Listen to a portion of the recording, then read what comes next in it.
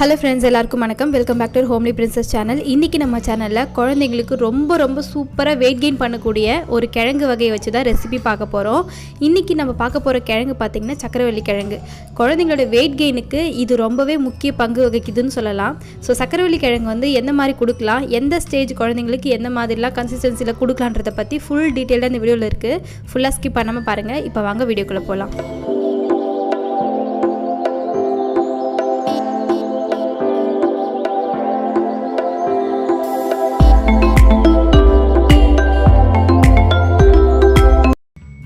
இப்போ நான் சக்கரவள்ளி கிழங்கு நல்லா வாஷ் பண்ணிவிட்டு மண் இல்லாமல் நல்லா அலசிட்டு இட்லி தட்டில் இந்த மாதிரி போட்டு வேக வச்சு எடுத்துக்கிறேன்.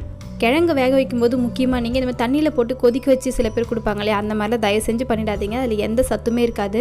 அது காய்கறியாக இருந்தாலும் சரி, பழங்களாக இருந்தாலும் சரி, தண்ணி ஊற்றி கொதிக்க வச்சு அந்த மாதிரி குக் பண்ணி கொடுக்காதீங்க. இந்த மாதிரி ஆவியில் வேக வச்சு கொடுக்குறதா ரொம்ப நல்லது. இந்த சக்கரவள்ளி கிழங்கை 5 மாதத்துலேருந்தே நான் வந்து என்னோடய குழந்தைக்கு கொடுத்துட்டு இருக்கேன். எப்போல்லாம் எனக்கு கிழங்கு கிடைக்குதோ அதெல்லாம் தாராளமாக நான் கொடுத்துருவேன். நான் 5th மந்த்லேருந்தே கொடுக்க ஸ்டார்ட் பண்ணிட்டேன்.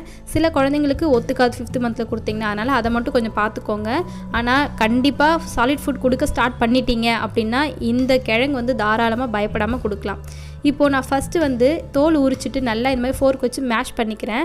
என்னுடைய குழந்தைக்கு 3 வயசு ஆகுது. அவனுக்கு நான் இப்படி தான் கொடுப்பேன். அப்படி இல்லைனா குட்டி குட்டி பீசஸாக கட் பண்ணி கொடுப்பேன். இது அவனுக்காக தான் நான் ப்ரிப்பேர் பண்ணிகிட்டு இருந்தேன். ஸோ இது முடிஞ்சிடுச்சு.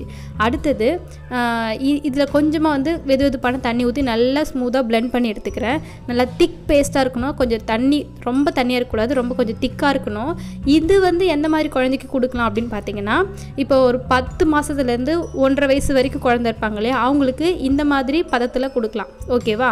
இதுவே நீங்கள் ஸ்டார்ட் பண்ணுறீங்க, இப்போ தான் வந்து குழந்தைக்கு நான் கொடுக்கவே ஸ்டார்ட் பண்ணுறேன், சாலிட் ஃபுட் இப்போ தான் வந்து இன்ட்ரடியூஸ் பண்ண போகிறேன், அதாவது 5 மாதத்துலேருந்து ஒரு 12 மாத குழந்தை வரைக்கும் கொடுக்குறீங்க அப்படின்னா இன்னும் கொஞ்சம் நல்லா வெதுவெதுப்பான தண்ணி ஊற்றி நல்லா கொஞ்சம் லிக்விடாக கொடுங்க.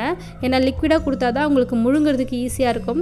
ஸ்டார்டிங் ஸ்டேஜ்ன்றதுனால குழந்தைங்களுக்கு ஈஸியாக முழுங்குவாங்க. அப்புறம் அது வந்து அவங்களுக்கு பழகிடும். சரிங்களா? இல்லை எந்த ஒரு நேச்சுரல் ஸ்வீட்னஸுமே ஆட் பண்ண வேண்டாம். அப்புறம் இதில் நட்ஸ் பவுடர் ஆட் பண்ணலாமா, பால் ஆட் பண்ணலாமா, நிறைய பேருக்கு டவுட் இருக்கலாம். எதுவுமே ஆட் பண்ண வேண்டாம், அப்படியே நீங்கள் கொடுக்கலாம். சரிங்களா?